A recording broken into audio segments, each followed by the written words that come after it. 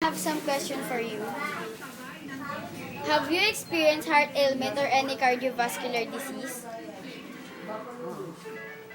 What did you feel when you experienced this ailment? Naninikip yung dibdib ko. Ganon. Masakit ang dibdib.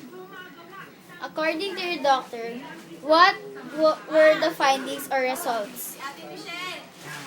Meron daw akong heart enlargement. Meron ako noon. What did your doctor suggest in order to prevent this ailment? Binigyan niya ako ng gamot para maintenance ko. What tips can you give to the people watching this interview? May papayo ko sa mga may sakit na gano'n.